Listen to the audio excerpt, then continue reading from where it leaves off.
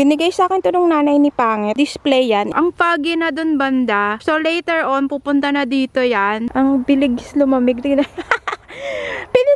ko to, nagmo-moist na. Sana lang matuyo yung pintura, no. Ganyan yung itsura niya. May butas siya dyan sa gitna. And then, nabubuksan siya ganyan. Para siyang barel.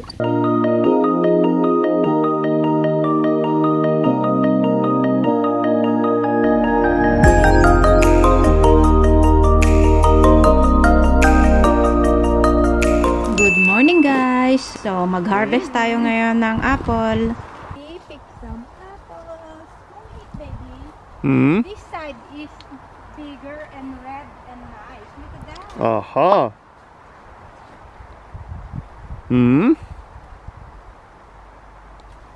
And then we put in a freezer. Yep. That we did. Oh, look at this. So, pupunuin natin ang ating basket. Oh, this one is really big. Här Max, kom.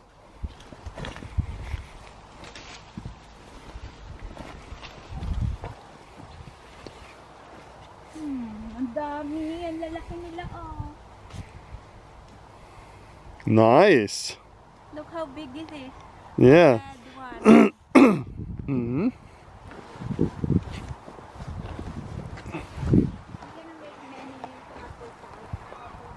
Kom här. Kom här Max. Sobrang dami ng aming apple. Kita nyo naman, yung mga puno namin dito is 4. I know. I think 10 lahat siguro na mga apple. Lahat siya may bunga and hina-harvest lang namin siya ngayon. And yung nanay at tatay ni Pangit is pupunta rin dito para mag-harvest sila ng apple nila. Kasi sa kanila tong puno. Så vi kollar på äpplen Max. Kom här. Så kollar vi vad Michelle gör. Ja, kom då.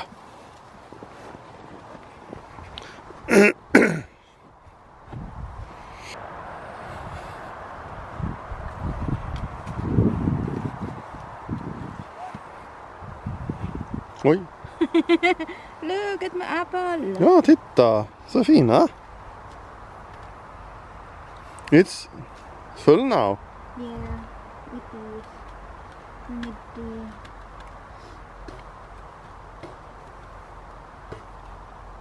We can get more again. Yeah. So, ngayon is nagpipintura naman ako. Ayan. Nandito ako sa scaffolding. Yung mga puti-puti na yan is yan yung mga kahoy na pinalitan namin. Lahat ng mga kulay puti na yan is primer. And ini-scrub ko din yung ibang loose na pintura. So, ayan. Magpipintura muna ako para matapos ko tong buong dingding na to dahil nahabol namin yung araw. Dahil magsisimula ng lumamig. Look at that cat.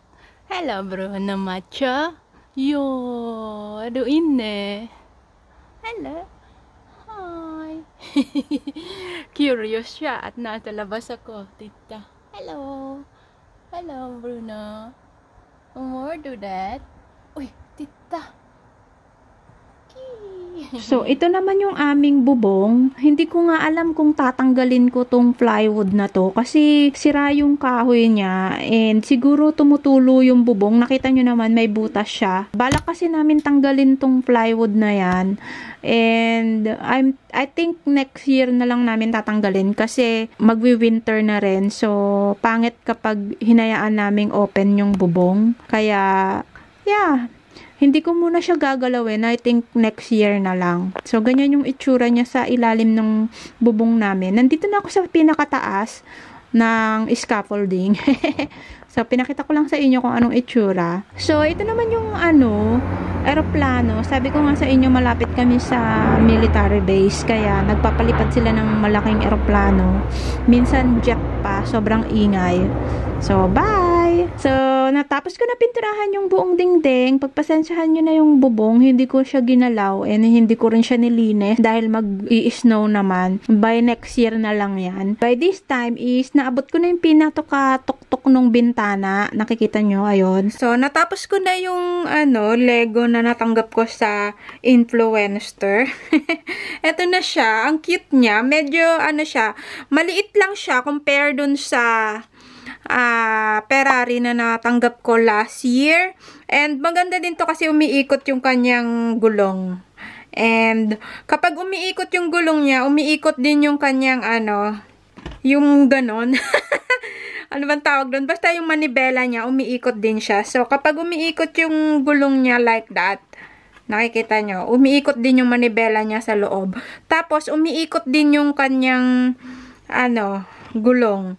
And, nasasara rin yung kanyang hood. And, makikita nyo yung kanyang makina. Ayan, yung kanyang makina sa loob. Ito. And, pwede mo din siyang pagulungin. Umaandar siya. So, ang gagawin ko na lang is, picturean ko muna siya, and then gagawin ko pa siya ng video. And, ito pala yung manual niya. Kagaya rin ng sa Ferrari ko. Ayan. Makapal din siya, up to ilang piraso ba yung kanyang page. Ayan. Hanggang sa 407 na instruction siya na mabuo. And then, dito naman sa likod niya is, ito yung mga pieces nung sasakyan. So, nandyan siya lahat kung ilang piraso. So, yeah. And, maganda yung kulay niya, color white. And, yung interior niya is color red. para siya talagang totoong sasakyan. Tingnan nyo. Diba? Ayan o. Yung interior niya is red din siya. And meron din siyang picture doon ng kanyang manibela. Tsaka ng mga anik-anik sa loob ng sasakyan. So, masasara mo rin yung pintuan niya and mabubuksan mo. And ito pala is kasama rin to sa loob ng mga Lego. So, kapag nagkamali kayo, kasi mahirap siyang tanggalin isa-isa. So, ito yung gagamitin nyo para mabilis matanggal yung gusto nyong tanggalin. For example, ito. Yan. So, ito yung pantanggal nyo. So, tutunggalin nyo lang siya like that. And kapag nagkamali kayo, pwede nyo naman siyang tanggalin neto. Ayan o. So, ipupush mo lang siya ng ganyan para madali nyo siyang matanggal instead na yung kuko nyo. Kasi masakit din siya sa kuko kapag tatanggalin nyo. Ito is, itatabi nyo lang yan. Kasi kailangan nyo rin yan kapag nagkamali kayo. So, yan. So, gagawin ko pa dyan is, lalagyan ko pa yan ng gagawin ko pa yan ng video. Dito naman is nagpunta kami sa dollar store. Grabe, Christmas na. Tignan nyo yung daming mga pang sabit sa Christmas tree. Ang ganda ng donut. And meron din silang nutcracker at Santa. Ang cute. Kaya lang medyo mahal. Pero next month pa kami bibili ng mga pang decoration. Dumating na yung aking battery ng aking, anong tawag dito? Vacuum. Yung Philips ko na vacuum. Kasi, siya, na-recall siya, yung battery. Ewan ko kung bakit. Free naman yung kapalit. Basta i-register mo lang yung vacuum. Yung vacuum na nakuha ko sa Influencer, ni-recall yung battery lang. So, nag-register. Nagpadala sila ng email sa akin, tapos ni-register ko lang yung mismo, yung vacuum. Ewan ko kung naalala nyo yun, yung vacuum na nakuha ko sa Influencer. Siguro ilalagay ko na lang yung picture niya dito sa gilid para makita nyo kung anong itsura ng vacuum. Andan si Pangit, ayun bumibili siya ng pizza. Dito sa pizzeria dito sa amin banda yan. Kinuha na rin namin tong package ko. And anong tawag dito? Antayin lang namin na maluto yung pizza ni Pangit dyan sa pizzeria. And I hope itong battery na to is maganda. Nakita ko mukhang bago na yung vacuum. And ite-testing ko to later on pag uwi natin sa bahay. Hindi pa dun dumadating yung aking makeup. Ang tagal-tagal na. Meron kasi ako nakuha ng makeup sa Influencer. Hindi pa dumadating. And nakikita niyo yan. Diyan yung school ko dati. Diyan. And dito si Pangit. Medyo madilim lang dito sa loob ng sasakyan. Na-disappoint naman ako kasi akala ko yung makeup na yung dadating. Hindi pa pala. But anyway, next week ko pa yun makukuha or this week. Basta pag dumating na siya, kasi on deliver na siya. Tapos, meron din ako nakuhang pizza na food na itetest ko naman din siya sa susunod na araw. Hindi pa pinapadala yung code Siguro ilalagay ko na lang ng picture din ng pizza na nakuha ko pagkain yun. So, happy ako kapag pagkain yung i-review ko. So, ayan. Nandito lang kami. Nag-aantay para sa aming pizza. Ay, pizza lang pala ni Pangit. So, uwi rin kami maya-maya. So, dito na tayo sa bahay. And, tignan na natin tong battery na nakuha ko.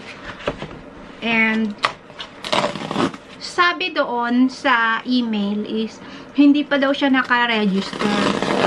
Ay, hindi naka-register. Sabi doon sa email, hindi pa siya naka-charge. So, kailangan pa siyang i-charge. And, naalala nyo, ito yung vacuum na nakuha ko sa Influencer. Wala na siyang battery kasi, natapon ko na yung battery. Dito kasi, merong tapunan ng battery. So, ito siya. Taran! So, ganyan siya. May nakalagay pa na battery. Tignan natin kung pareho pa siya ng dating battery.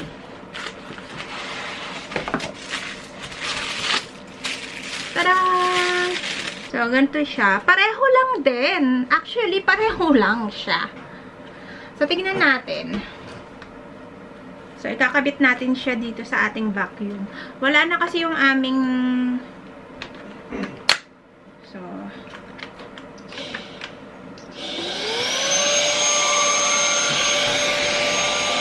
Sabi, hindi pa siya hindi pa daw siya naka-charge. Pero naka-charge naman na pala siya.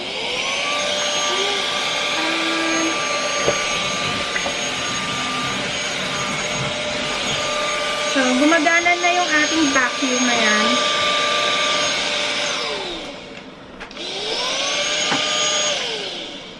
Pareho lang siya ng dati. So, yep. Yun lang yung ating baterya na nakuha mula sa Philips. Free naman siya, kaya okay lang.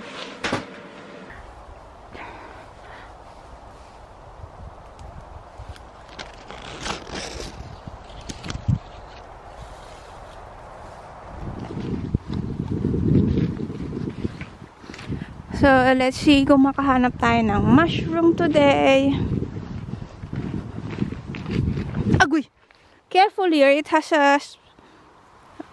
a ditch. Wow! It looks much cleaner here, baby ko. Let's see if we can find some mushroom. Nasa likod tayo ngayon ng chicken coop. Tignan nga natin. Naalala nyo, dyan tumakbo si Max. Dyan siya ang tawag dito? Nag-swim. Nandito tayo sa likod ngayon ng chicken coop. Ano kayang meron dito? Chicken coop tong bahay na to, guys. Kasi meron siyang ganito, chicken. Ayan o, dito dumadaan yung chicken. Sa maliit na pintuan na yan. Dyan tapos ito yung kanilang... Diyan sila umaakyat. Yung manok. Ayan o, dyan o. Gusto ko sanang magkaroon ng chicken coop. Look. Sira-sira na siya. Sayang. Pero gusto ko to kasi I like this, baby ko. You know why? It has a stone foundation. We can build it. It has a old glass bottle here. Come on now, Max. And ito naman yung barn. So, dito tayo dumaan sa likod kasi inayos dito ng tatay ni Pangit. Naalala nyo, ito yung kanal. Kasi mayroong, anong tawag dito? Nagbaha kasi dito. Laging nagbabaha. And since ginawa nila to, hindi na nagbabaha. Fall season, medyo hindi nyo lang kita yung, kasi yung, anong tawag dito? Yung araw. So, nag-change na ng... See any wild animals? By this time, baby ko, they are not here. They're usually sleeping at this time. They're usually active in the morning, in the dawn. So, merong eagle dun, no? And, ang deer kasi at saka elk, usually, kumakain sila ng pahapon, and ng pasikat ang araw. Ganun. Hindi ko lang alam kung tama ako. But yeah, naglalakad lang tayo. Nagtitingin tayo kung meron tayong makitang mushroom. Tignan nyo yung nakuha ko sa Lico today. Grazette na shampoo. Ayan siya. Bali, I don't know kung 4 na piraso ba siya. Pareho lang. Yeah, 2 piraso siya. Tig 2 piraso. Shampoo and conditioner. So, 2 yan. Dalawang set. Shampoo and conditioner. Bonding shampoo, process damaging, and weakened hair. So, yung buhok ko kasi, as you can see, ayan. Tingnan nyo naman yung buhok ko. Super oily and super nipis na niya. Ewan ko, sobrang tanda na natin, no? Dahil ano tawag dito? Marami na akong hair fall. Alam niyo yung grocery shampoo, yung Nivea, yung Head and Shoulder, yung mga ganon, Dove, ganon yung mga shampoo ko. Never pa ako nakaka-try ng ganitong shampoo, yung specific para sa hair damage, si Max yun, tahol ng tahol. Excited ako na matry itong ganito na shampoo, yung, alam niyo yun, yung curated para sa specific hair type mo. So, yung hair type ko kasi is, ano siya, oily and hair fall. Ayan, mahaba na nga yung buhok ko eh. Hindi na ako naggugupet. So, kagigising ko lang, no? So, ganyan yung itsura natin. Iti-testing ko yan for how many weeks? 2 weeks yata, hanggang sa maubos ko to. Titignan natin kung malilesen ba netong shampoo na to yung ating hair fall. Ayan, no? Kasi tignan nyo, kitang-kita na yung anit ko. Siguro sign of aging na to, no? Ayan, no? Tignan nyo naman. Sign of aging. And, hindi ako naligo kahapon, kaya medyo oily siya. Super oily. Tignan nyo naman. Sobrang nipis na ng buhok natin. Ayan, no? Kitang-kita na yung anit ko, diba? And, nakakatawa kasi 2 set yung binigay nila para at least magamit ko siya ng matagalan. Ano to? Active ingredients niya is softening and smoothing. So, tingnan natin kung magiging smooth ba ang ating hair. So, pipicturean ko muna to. And, dito siya sa Lico as usual. So, yeah. Picturean ko muna siya. And then, ito yung gagamitin ko, shampoo and conditioner. Yan yung nakuha natin sa Lico na iti-test ko.